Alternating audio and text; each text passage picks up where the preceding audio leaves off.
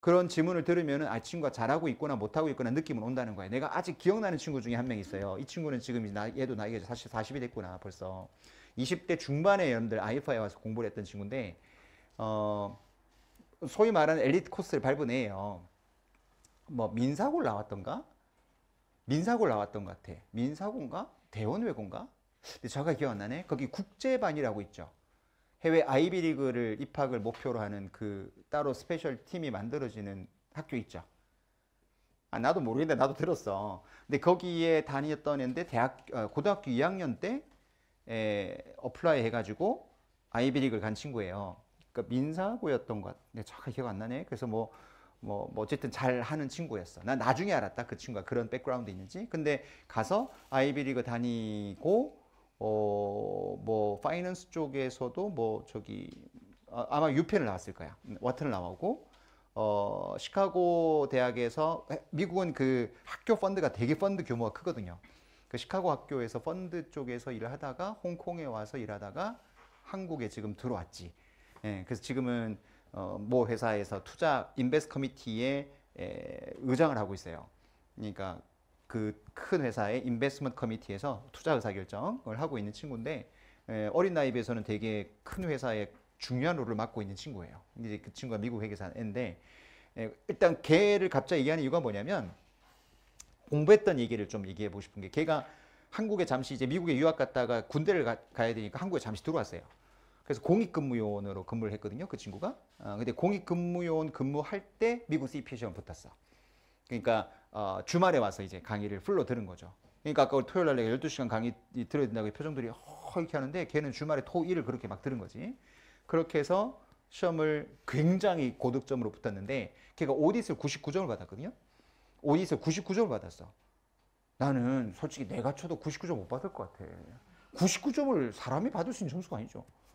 난 너무 신기해. 내가 가르쳤는데 나는 99점 못 받을 것 같은데 수강 한 애가 99점을 받은 거야. 회계 감사를 한 번도 안 해본 친구가.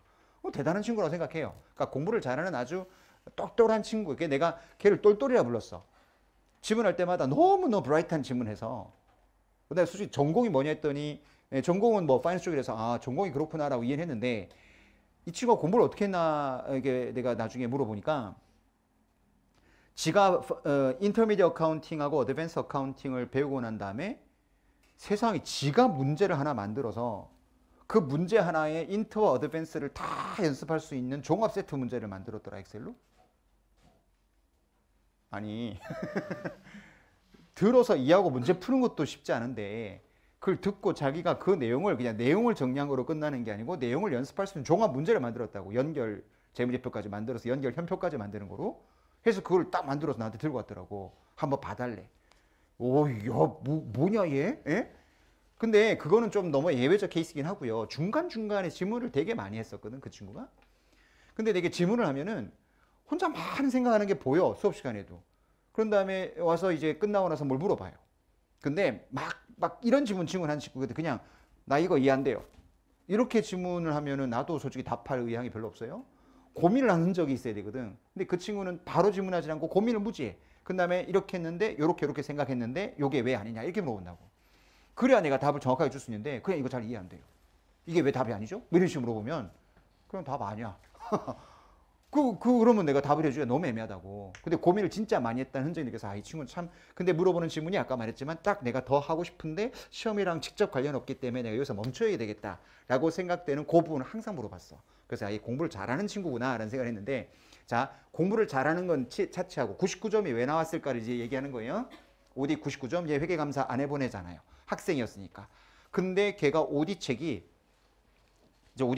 이게 한 700페이지 되거든요. 제 오디 책이 나중에 나가겠지만 이게 말려 있더라고. 그러니까 무슨 말이냐면 여러분들 혹시 책을 뭐 이렇게 비 같은 걸 적거나 이러면 책이 구겨지잖아요. 이렇게요. 그 나는 비 맞은 줄 알았어. 아니 나 솔직히 변기에 빠진 줄 알았어요. 이게 너무 더럽고 말려 있어가지고 그럼 너 빠뜨렸나 했더니 얘가 그 공익근무요원을 하면서 낮에 공부를 하려고. 근데 얘가 무슨 창고 관리 쪽을 했었대. 그런데 이제 짬이 좀 찰 때 공부 시작했겠죠. 그럼 창고 관리니까 그 뒤에 기퉁이에 가가지고 그 회계감사책은 여러분들 계산기가 필요 없잖아요. 말로 돼 있으니까 계속 이렇게 이게 읽었던 거야. 그때 스마트폰이 있었던 때는 아니니까 걔가 이제 시험 칠 때는 그러다 보니까 이게 구겨져 이게 그 책을 갖고 계속 읽었대. 심지어 걔는 얼마나 이 회계감사 책을 많이 봤냐 내가 물어봤어. 몇 번 봤냐 했더니 자기는 횟수를 기억할 수가 없대. 카운팅한 횟수가 7번까지는 카운팅 기억나는데 그 다음에 기억이 안 난대. 그럼 최소한 그 책을 10번 이상 봤다는 거잖아요. 회계감사 책을 계속 본 거야. 계속. 자기는 처음에 이게 이해가 안 돼가지고 계속 읽었대. 그 2권 700페이지 책을 10번 이상 읽었다는 거예요. 그러면 여러분 아무리 뭐 감히 오디팅이 없다 하더라도 10번을 책을 읽었는데 여러분 그 책에 나오는 내용들이 그게 문장을 딱 만났을 때 감이라는 게 계속 읽으면 느낌이라는 게 있잖아요. 내가 회계감사 과목이라는 걸 내가 항상 비유하는 게 어떤 거에 비유하냐면 여러분 이게 모르겠습니다. 그 여성분들은 그 어릴 때 무슨 책을 많이 본지 모르겠지만 남성분들 같은 경우는 옛날에 그 장편 소설 같은 막 삼국지, 수호지, 초안지 이런 거 되게 좋아하거든요. 남자들은. 여러분들은 뭐 모르겠어요. 순정수 잘 모르겠는데 어쨌든 근데 그거 읽을 때 여러분 그 삼국지를 예를 들어보자. 삼국지를 예를 들면은 거기에 장수들이 엄청 많이 나오거든요. 아니 유비, 관우, 장비만 나오는 게 아니라고. 엄청 장수가 많이 나와. 그리고 거기 무슨 전투 이름도 많이 나온다. 지역 전투 이름도. 여러분들 아는 건 적벽대전밖에 없잖아요. 근데 거기 그 전쟁이 되게 많아. 근데 그 책을 읽는 사람이 책을 읽으면서 장수 이름을 외우진 않거든요. 그리고 그 전투가 무슨 전투다라고 하는 것도 외우진 않아. 근데 자꾸 재밌게 읽으면은 자연스럽게 장수 이름이 떠오르고 그 장수의 이미지까지 머리에 떠오른다고. 계속 읽으면은 회계감사가 약간 그런 느낌이요. 막 외우는 건 아닌데 그냥 유비하면 우리가 유비 본 적 없잖아요. 근데 그 사람의 어떤 캐릭터가 딱 떠오르잖아요. 느낌이. 장비 느낌이 딱 떠오르잖아요. 회계감사가 약간 그래. 그러니까 감으로 푸는 게 되게 많은 거지. 그러려면 방법이 많이 보는 거예요. 다도. 그 책을 되게 많이 읽으라는 여러분들 합격 수기가 되게 많잖아요. 부교재를 되게 많이 읽었다라고 하는 합격 수기가 공통적으로 나오는 이유가 바로 그런 거랑 비슷한 거죠. 그러니까 내가 보면서 물론 제가 이제 자격증 시험은 기승전 암기가 마지막이라고 하긴 합니다만은 그 암기가 여러분 일단 기본적으로 이해가 된 상태에서 암기가 돼야 되는 게 일단 기본 베이스일 거고 그게 반복적으로 되게 되면 이게 약간 프레임이라는 게 생기죠. 리걸 마인드라는 거. 법률 공부하는 친구들이 법서 계속 읽으면 리걸 마인드 형성된다는 것처럼 감사도 이 오디터로 마인드가 좀 세팅이 되거든요. 대강 회계사라면 이게 가장 합리적이 있다. 그래서 이 마인드 세팅을 했던 친구들 의외로 회계감사를 공부를 할 때 되게 쉬웠다는 친구들도 있어. 합격 수기에. 좀 예외적 케이스로 나는 회계감사 되게 어렵지 않았다. 외울 거 많았으나 실제 나는 그냥 감각적으로 이해한 다음에 그냥 풀었더니 그 감이 거의 맞더라. 학교에서 점수가 잘 나왔다 하는 싸가지 없는 합격 수기가 있어요. 근데 그게 거짓말은 아닌 것이 마인드 세팅을 그렇게 하는 거죠. 내가 회계사라고 생각하면서 계속 해보는 거야. 삼국지를 읽을 때 내가 그 전투 안에 들어가서 막 상황이 머릿속에 연상되면서 이렇게 머리에 내가 항상 비주얼라이즈를 하라고 해요. 비주얼라이즈. 머릿속에 상황이 어떻겠다. 내가 회사를 왔는데 내가 회계사야. 지금 이 상황에서 이런 걸 데이터를 요청했어. 근데 상대방이 이렇게 답변한 거야. 그럼 나는 뭐라고 생각했을까?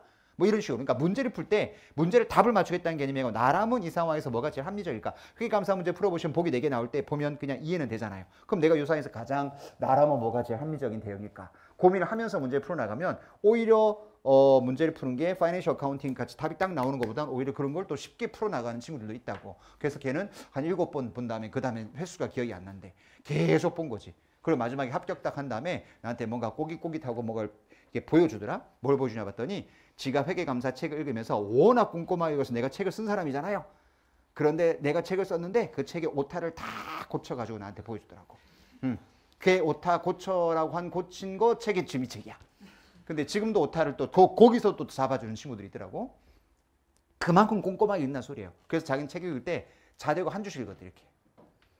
무슨 말이냐면 왜 문장 읽을 때 여러분 이게 단어 하나, 동사 하나 요게 바뀌면서 답이 바뀌는 경우 있다고 그랬잖아요. 그거 안 놓치려고 한 줄 한 줄씩 이렇게 자내려가면서 읽거든 이렇게. 그걸 10번 읽었으니 10번 이상 읽었으니 얼마나 이게 머릿속에 다 들어가 있겠어요. 그래서 그 점수가 99점이 나왔다고 해서 내가 참 대견하다고 한 친구인데 그 친구 말을 하는 이유가 뭐냐면 오디팅의 공부 방식을 얘기하고 싶은 거예요. 부교재라고 하는 거에 대해서 자주 읽어보는 것 자체가 여러분 진짜 내가 볼 땐 제일 중요하거든요. 이 책을 쓸 때 내가 늘 말했지만 내가 머리에 쓴 게 아니고 여러 기출 문제를 풀 수 있게 데이터베이스를 구축해서 그냥 로지컬하게 쭉 목차를 나열해 쓴 거기 때문에 여기 있는 문장 자체를 여러분이 다시 썸머리 책을 만들면 안 돼. 이 책이 이미 썸머리 해놓은 거기 때문에 이걸 또 다시 썸머리 하겠다? 시험장 가서는 문장이 더 길게 나온다고. 우리 교재보다도. 그런데 그걸 단어만 뚝뚝뚝 외운다? 파이낸셜 어카운팅 된다고 그랬잖아요. 파이낸셜 어카운팅은 암기한 다음에 숫자를 푸는 거니까 압축 용어로 기억한 다음에 풀어나가면 되는데 오디팅은 절대 그렇게 안 됩니다.